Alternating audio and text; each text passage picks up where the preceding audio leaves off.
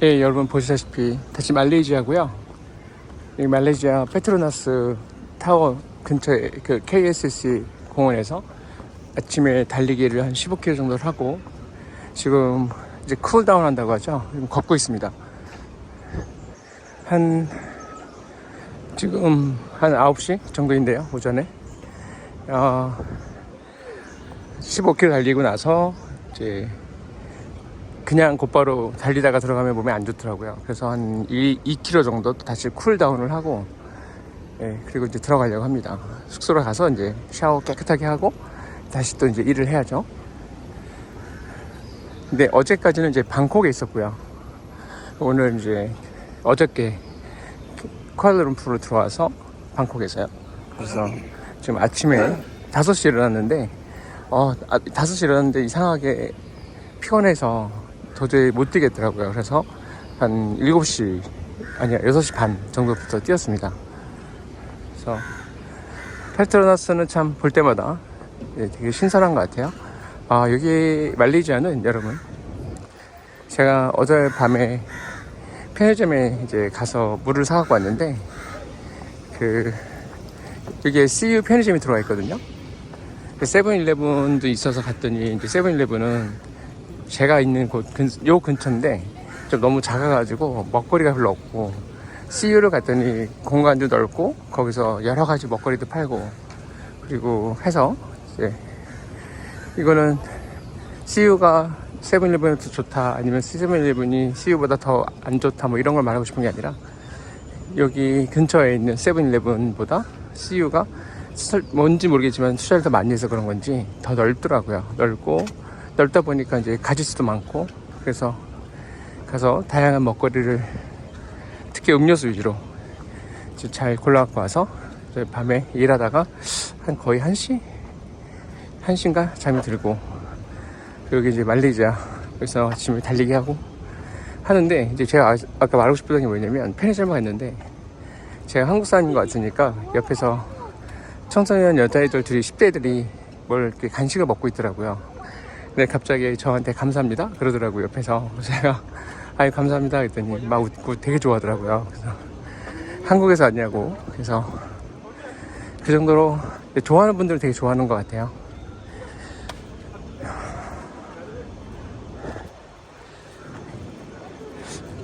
달리기 하고 나니까 어쨌든 몸이 좀 시원한 느낌이 드네요. 땀도 좀 빠지고 열기도 많이 빠지고 해서 좋은 것 같습니다.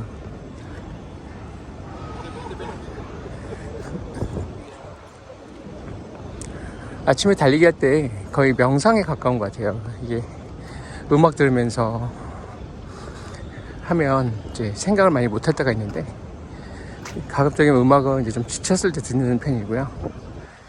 가급적이면 음악 없이 제 생각을 듣고 싶어서, 제 생각을 읽고 싶어서 일부러 아무 음악 안 듣고 이렇게 지금 자연의 소리랑 같이 해서 명상을 하는 걸 가까운 그런 생각을 좀 하는데, 생각할 게 뭐 이렇게 많냐라고 생각할 수 있는데 생각이 많습니다. 생각이 많고 생각을 안 할 때도 있는데요. 생각 안 할 때는 편한데 그냥 이런 거예요. 여러분들이 해야 될 숙제가 있는데 숙제가 없다라고 믿고 싶어서 그냥 생각 안 하면 괜찮은데,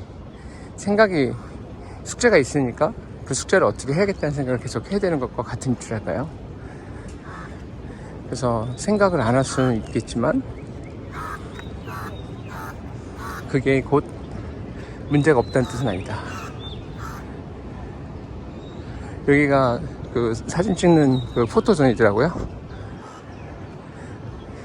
쿠알라룸푸르도 이 페트로나스 없었으면 어떻게 했을 뻔했어요. 이거 없었으면은 굉장히 모르겠어요. 좋아하는 분들은 좋아했겠지만, 그래도 저는 개인적으로는 말레이시아에는 요 페트로나스 타워하고 싱가포르에는 마리나 베이샌즈, 그 두 개가 각각의 그 도시에 엄청난 큰 상징이 된 것 같아서 되게 좋은 것 같고요.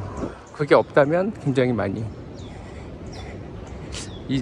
있다가 없으면 당연히 이제 그렇겠지만, 아예 없었으면은 그렇게 사람들이 뭐 아쉬울 건 없었겠지만, 그래도 기분은 좀 달랐을 것 같아요. 있는 게 낫다는 거죠.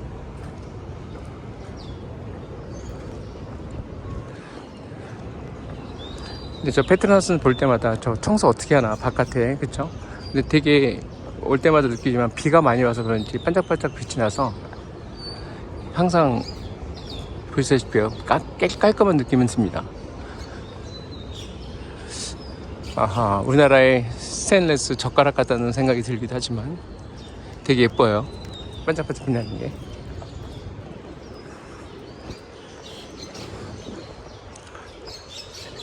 오늘 아침에 무슨 생각을 해봤냐면요, 달리기 하면서 제가 지금 여러 나라를 돌면서 일을 하는데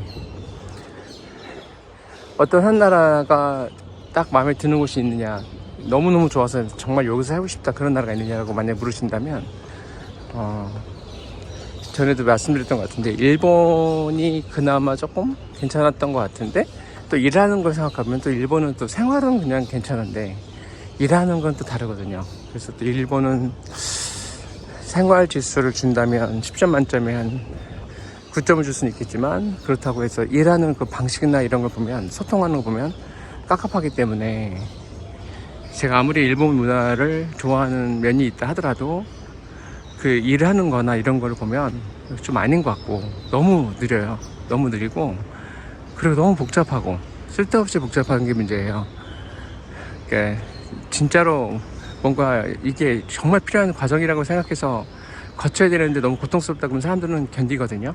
근데 이걸 도대체 왜 거쳐야 되는지 이해가 안 가는 그런 프로세스, 즉 그냥 관료적인 그런 프로세스가 너무 많이 들어가 있다 보면 사람들은 하다가 이게 도대체 어떤 가치를 이 과정이 딜리버 할까라는 거에서 의문점이 생기고, 거기에 대해서 납득이 안 되면 사람들은 시간 낭비라는 생각을 많이 하게 되는 것 같고요. 저도 마찬가지입니다. 그래서 제가 되게 좋아하는 그 3대 투자가 세계, 그 짐 로저스가 한 얘기 보면, 일본이 다른 건 다 이제 늦어졌어도 관광국으로서는 성공할 수 있겠다, 뭐 이런 얘기 하거든요. 이제 그 말이 좀 맞는 게, 그 회사 업무 보는 쪽으로 해서 같이 일을 해보면 소통이 너무 느리니까 일본 애들도 그걸 알거든요. 그래서 외국에서 살다 온 애들이나 이런 애들은 막 그거를 굉장히 좀 속도를 내려고 노력은 하는데, 그 조직 자체가 그렇지 않다 보니까 좀 깝깝하죠. 그런 면에서는 이제 일본이, 근데 여러분 생각해보시면 일하는 시간이 사람이 많은데 하루에 일을 10시간 정도를 한다고 치면요, 그 일하는 과정이 너무 만약에 즐겁지 않고 고통스러울 정도로 답답하다면, 소통도 안 되고 막 그런 면이 있다면, 당연히 생활이나 이런 게 아무리 다른 면이 좋다 하더라도, 주말에 어디 가서 쉴 데가 많다고 하더라도 거기에서 크게 이렇게 매력을 느끼지 못할 것 같고요. 결국은 일을 하는 게 즐거워야 그 다음에 생활도 즐거운 것 같아요. 반대로 생각해보면은 좀 일 여건은 되게 좋은데, 즉 일을 할 만한데 그 생활하는 곳이 좀 힘들다, 그러면 그래도 좀 견딜 만한 것 같아요. 저는 그래요, 여러분. 일하는 게 그렇게 중요하다는 생각을 많이 합니다.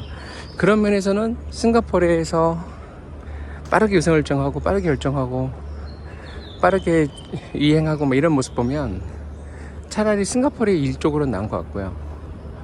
그리고 그래서인지 일본에서 싱가포르로 가서 살고 있는 재력가들이 꽤 많습니다. 일본에서 사업은 계속 하고요, 왔다 갔다 하는 거죠. 근데 주거지는 싱가포르. 여러분 잘 아시는 소프트뱅크의 손정희 회장님 동생 손태정인가요? 손다이조, 이분도 싱가포르에 이주하신 지가 한 몇 년 됐죠. 한 7, 8년 됐다고 해요. 물론 사업은 이제 아시아 전체적으로 해서 투자를 하고 다니니까 상관은 없다 싶은데, 아무래도 싱가포르에 여러분 이제 이렇게 출입국이 되게 용이하고 여러 가지로 이제 그런 비즈니스의 편리함이 있습니다. 그래서 제가 싱가포르 개인적으로 전에 안 좋아했었던 면이 있었던 건, 너무 모든 게 빠르고, 그러니까 너무 효율성이 높다 보니까 도리어 피곤한 거예요. 일본 애들이 생산성 너무 높이는 거 안 좋아하는 이유가, 너무 생산성 높아지면 할 일이 너무 많아진다고. 그것도 안 좋은 거죠. 왜냐면 걔들도 게으른 게 딱 정해져 있는 것만 하고 나면 편하거든요. 일본 사람들 여러분 항상 하는 그 있잖아요, 다때마에. 그것만 하면 편하기 때문에 게으른 거예요, 사실은. 일본 사람들이 부지런한 것 같은데 게으른 거예요. 왜? 변화나 이런 게 귀찮거든요. 그러니까 딱 정해져 있는 그 시쿠미, 그 시스템 딱 정해져 있는 대로 프로세스 딱 하고 마치 엄청난 대단 일을 한 것 같은 느낌으로 착각들을 하고 있는데, 그러니까 나라가 쇠퇴를 하죠. 여러분들 제 영상 계속 보신 분들은 제가 일본에 대해서 비판적이지 않은 사람인 걸 아실 건데, 제가 이런 걸 비판하는 이유는 잘못됐기 때문에 그렇습니다. 그 사람들이 일하는 방식이나 또는 속도나 이제 언젠가 다시 약진했으면 좋겠다는 생각을 하는데, 근데 현재 상황에서는 너무 여러 가지로 좀 답답한 면이 있거든요. 자, 그렇다면 싱가포르가 살기 좋은 곳이냐? 싱가포르도 짐 라저스는 주저하지 않고 말을 해요. 독재국가나 마찬가지라고. 공권력이 이제 강하고, 거기도 리콴유라는 사람, 건국의 아버지를 중심으로 해서 그 집안이 아직도 권력을 잡고 있고, 여러 가지 문제가 없는 것처럼, 적은 것처럼 보이지만 거기도 문제가 굉장히 사실은 여기저기 숨겨져 있다라는.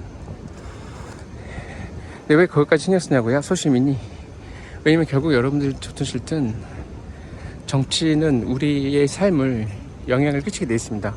우리가 외면한다고 해서 나중에 우리의 삶에 그 영향이 없는 게 아니거든요. 여러분들이 그냥 손 놓고 있는데 이 나라를 제대로 이끌어갈 것 같지 않은 사람들이 지도자가 되든 말든, 걔들이 판을 치든 말든, 걔들이 정당을 만들어서 다수당이 되든 말든, 여러분들이 무관심하고 신경 안 쓴다고 해서 현실이 달라지진 않습니다. 그 사람들이 권력을 잡는 순간 나라는 개판이 되는 거예요. 여러분들이 생각하고 있는 사람들이 이제 리더가 돼서 나라를 이끌어가는 게 맞다면 상관이 없겠지만, 여러분들은 정치가 더럽고 그렇다고 해서 무관심한 상태에서 전혀 원하지도 않던 그런 사람들이 리더가 돼 있다 만약에, 그러면은 이제 나라를 개판으로 만들고 여러분들의 삶에도 어느 날 갑자기 아무 상관 없었는데 큰 변화가 생기고 이렇게 되는 거죠. 여러분 1990년대 말인가요? 김대중 대통령이 있었을 땐가? 그때 IMF 금융사기 때 보면 사람들은 솔직히 말해서 잘 못 느끼고 있다가 어느 날 갑자기 난리가 난 거죠. 그때 참 많은 비극들이 있었죠. 자살한 사람도 되게 많았고, 이제 그런 그 기사들 여러분 지금도 찾아보시면 나오거든요. 이제 그런 걸 보면 확실한 거는 우리가 정치나 체제나 이런 거에 관심이 없으면 안 된다는 거. 일본도 마찬가지죠. 일본도 말이 민주주의지, 민주주의적인 면이 있긴 한데 가장 중요한 부분에서는 민주주의가 아닐 수도 있다라는. 그래서 그 세계 3대 그 글로벌 투자가인 짐 로빈스가 그런 얘기를 하거든요. 싱가포르도 가만 보면 독재국가고, 일본도 가만 보면 일당 독재고, 근데 나라도 괜찮네 이렇게 되는 거예요. 그래도 괜찮은 편인데, 이제 문제는 그게 일정 시간 지나서 이제 권력을 잡고 있는 기득권들의 부정부패로 이어지기 시작하면, 그리고 온갖 이해관계가 맞물려서 서로 이제 그런 이해 집단들끼리 집단 이기주의로 빠지기 시작하면, 그건 좀 다른 문제죠.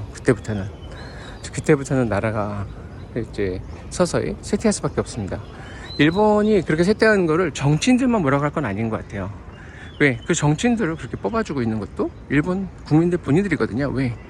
새로운 것이 두렵고, 기존에 있던 지민당, 그러니까 자민당, 지민도라고 하는데 일본어로, 자민당 사람들이 아니면 뭔가 불안할 것 같고, 갑자기 큰 변화가 일어날 것 같고, 막 이런 게 두렵다 보니까 자민당이나 예전에 아베 때도 그랬고 다 잘못하고 있는 거 알면서도 계속 걔들만 뽑아주는 거예요. 그리고는 뭔가 걔들이 안정적인 상태에서 변화를 일으켜줄 수 있을 거라고 생각하지만, 근데 여러분 상식적으로 생각해보시면 기득권을 대변하고 있는 국회의원들이나 정치인들이 어떻게 그 기득권 세력들을 쪼갤 수 있겠어요?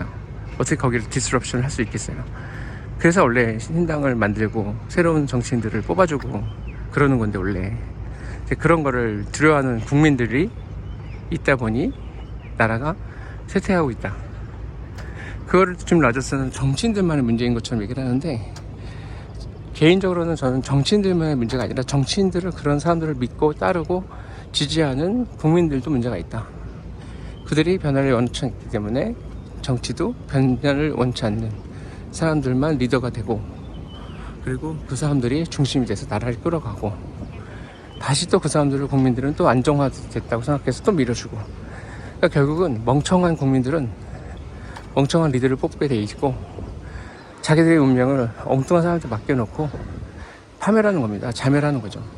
우리나라도 그건 마찬가지예요. 어느 나라나 마찬가지입니다. 일반론을 말씀드리는 건데, 지금 키시다 총리나 일본의 현재 상황을 말씀드리는 게 아니라 한국도 현재 정권이나 이런 걸 얘기하고 있는 게 아니라 제가 나라를 많이 다니잖아요. 나라를 가는 곳마다 그게 국민들도 선동당하고 이용당하고 그래서 이제 잘못 판단하는 것도 있겠지만 결과적으로는 잘못된 판단들을 해서 잘못된 사람들, 좀 다정당해 보이는 것 같은 사람들, 그냥 감정에 호소하는 사람들, 이런 사람들 근데 아무 계획도 없고 비전도 없고 아무 전략도 없는 사람들을 리더라고 뽑아놓고 뭔가가 될 거라고 기대하는, 뭔가 되겠지. 근데 안 되는 거죠, 하나도. 그렇죠? 그런 나라들을 많이 봤고요. 잘 안 되는 나라들일수록 그런 게 되게 심합니다.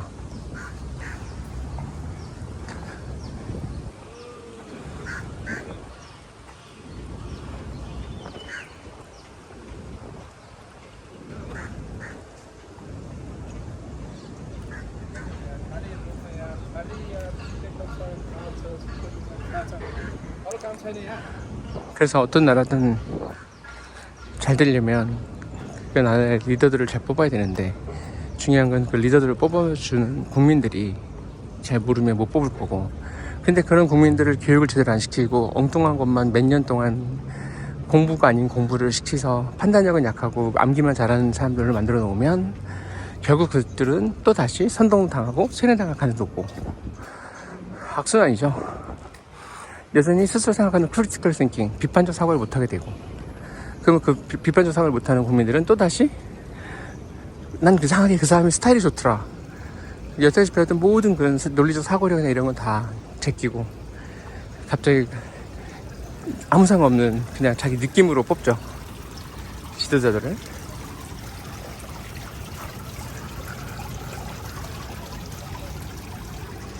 여기서 물 마실 수 있게 돼 있어요. 잠깐 물 좀 마실게요.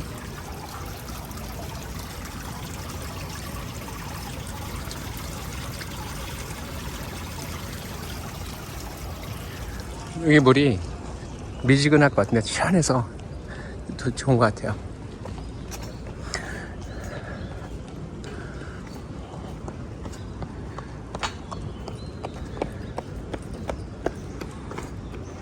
그래서 드리던 말씀을 계속 드리면, 그래서 이게 정치라는 게 국민들의 교육과도 관련이 없고 국민의 교육 수준이 학위를 말하는 게 아니라 어느 정도 비판적 사고를 할 수 있느냐, 학위를 따는 건 의미가 없죠. 학위만 따고 학위만 따는 건 요즘 여러분 특히나 좀 사회적 지위 좀 올라갔거나 아니면 좀 자기가 어떤 직장을 좀 다니고 있다 그러면 웬만한 유명한 대학교에 석사나 이런 거 MBA나 이런 거 들어가는 거 생각보다 그렇게 어렵지 않습니다. 시간과 돈이 있느냐의 문제인 거지. 문제는 그렇게 해서 학위를 따는 게 중요한 게 아니라 비판적 사고를 하지 않느냐. 근데 우리나라 교육 방식이나 일본 교육 방식을 보면 비판적 사고력보다는 프레임 안에 가둬놓고 도구말할까요? 그런 게 좀 많고, 암기하는 거 위주로 아직도 하고 있고, 교수들이 정권을 휘두르는 건 당연한 거고, 그 교수들이 시키는 대로 하는 게 당연한 거고, 그런 교수들은 또 정치에 뭐 독재적 요소가 있으면 비판하고, 민주적이지 못하고 비판하고, 본인은 본인 강의실에서는 독재자고, 그리고 자기가 시킨 거 아니면 하지 말라 그러고, 도구마, 항상 몇 년 된 이미 다 새로운 거 없어져 버린 옛날 걸 갖고 가르치고 있고, 자료 옛날 거고, 가르치는 내용은 별로 없고 테스트만 하고 있고, 즉 평가만 하는 거죠. 왜요? 그게 쉬우니까. 가르치는 거 없고 평가만 한 다음에 평가를 받을 때 잘못 받으면 안 되고, 사람이라는 게 객관적이지 않고 주관적인 걸 알기 때문에 그 교수한테도 잘 보려고 할 거고, 그러다 보면 주관적 평가가 이루어질 수 있다라는 걸 생각하면 또 교수한테 잘못 보면 안 될 것 같고, 그러면 교수하고 좋은 관계를 맺어야 될 것 같고, 그러면 이제 남자 학생들은 교수님한테 같이 술 마실래요 하고 꼬드기고 같이 이렇게 좋은 시간 보내고 인간관계 맺는다고 하고 할 수밖에 없는 거고, 여자 학생들은 교수가 특히 또 어떤 특정 여학생들한테 꽂혀 있으면 또 그 애들한테 학점 몰아주는 것도 있고, 너무 썩어 빠진 사람들이 많아서, 그러면 이제 그러겠죠. 원래 인간은 감정적인 동물이라고 한다든가 합리화를 하죠. 또 제 얘기는 뭐냐면, 그 교수님들을 좀 부평하고 싶은 게 아니라, 그렇게 교육을 받은 다음에 그 친구들이 사회에 나오면 사회 안에서 또 그 프레임 안에 갇힐 거 아니에요. 그러니까 결국은 모든 게 다 연결되어 있다는 겁니다. 교육도 연결되어 있고, 그렇게 교육을 받은 상태에서 정치인을 뽑을 때도 또 그렇게 뽑을 거고, 그 정치인을 뽑은 사람들이 리더가 돼서 계속해서 오판이 악순환이 될 수밖에 없다. 그래서 이걸 깨는 방법은 국민들이 스스로가 생각할 수 있는 힘, 정보를 스스로가 취득해서 잘 분석할 수 있는 힘, 항상 팩트라고 생각하는 것도 다시 크로스 체킹 한번 해보는 거, 그리고 어떤 정보를 받았을 때 그냥 맹목적으로 믿기보다는 그 정보를 분석할 줄 아는 거. 즉, 잘 보시면 학교에서 여러분 그냥 왜 암기하라고 하는 거랑은 상관이 없는 자료나 정보를 정확하게 습득하고 취득한 다음에 분석하고 이해하고 그거에 맞게 의사결정 내리고, 그리고 선동당하지 않게 자기만의 사고력을 갖추고, 이런 것들은 닥치고 너의 의견은 중요하지 않아 암기만 해라고 하는 그런 교육 시스템에서는 굉장히 어려운 거죠. 그래서 이번에 그 마사요시 그 소프트뱅크의 손정희 동생 손태장이 그 쓴 책 중에 여러분 보켄노 쇼라는 책이 있습니다. 보켄노 쇼. 그러니까 이게 뭐냐면 우리나라말로 이제 모험의 책이라는 뜻인데, 거기 보면은 인공지능이 갖고 올 생산성, 그리스 로마 시대 때 노예가 있어서 안 좋았지만 그 노예가 있었기 때문에 철학과 예술 이런 것들이 꽃을 피웠던 것처럼, 이제 인공지능의 시대에는 단순 무료하고 반복적이고 솔직히 소모적인 일은 인공지능들한테 맡기고, 그걸 어떻게 잘 활용을 해서 우리가 좀 더 중요한 창의성이라든가 창조성 이런 거에 좀 더 집중할 것이냐, 그 얘기를 하고 있거든요. 저는 그게 맞는 말인 것 같아요. 여러분들이 나중에 혹시 모르겠어요, 한국에 나왔는지는 모르겠는데 일본에는 보켄노 쇼라고 해서 굉장히 화제가 되고 있는 책이고, 심지어 일본 기업인들 중에는 그 책 읽지 말 걸 막 후회하는 정도로 파격적인 내용들이 많이 담겨져 있습니다. 학교 교육은 이미 망가졌고, 한국 학교 교육은 사실 잘 보면 옛날 산업화 시대 때 말 잘 듣는 노동자들을 만들어내는 그런 교육 시스템이고, 그게 여러분 맞는 것 같지 않아요? 왜냐면 실제로 학교 교육을 잘 보시면 말 잘 듣는 사람들을 양성하는 곳이지, 좀 생각이 다르거나 틀에서 벗어난 사람들은 거기서 생존하기가 쉽지 않아요. 왜? 자기만의 생각을 갖고 있는 사람들이 있으면 힘들거든요. 자기만의 생각을 갖고 있으면 안 되고 시킨 대로 하는 사람들이 있어야 되는데, NBA도 비판받는 이유가 NBA가 이게 인플로이드를 만들어내는 양성소 아니냐라는 얘기를 하는 거죠. 좋은 직원 되는 방법 이런 거 있잖아요. 근데 요즘은 이제 스탠포드나 이런 데서는 창업가들을 길러내는 그런 식으로 생각을 많이 해서 많은 이제 칭송을 받고 있긴 하지만 그런 게 좀 강하죠. 그래서 어쨌든 이런 모든 것들이 다 이렇게 연결이 되어 있기 때문에 저희가 빅반적 사고를 갖는다는 게 되게 중요하고, 학교 교육이나 이런 공교육만을 따라갈 게 아니라 자기만의 그런 사고력을 좀 길러나가는 게, 독서가 굉장히 중요한 것 같고요. 물론 독서도 이상한 책을 잘못 읽으면 또 망치는 거지만, 항상 자기만의 생각을 가지려고 노력하는 것, 그리고 빗반적 사고력을 갖는 것은 굉장히 중요한 것 같습니다. 나중에 여러분 꼭 그 모험의 책, 모험의 서라는 보켄노 쇼라는 그 손따이조, 그 손태장 그 마사요시 손의 동생분이 회장님이 쓴 그 책 한번 읽어보셨으면 좋겠고요.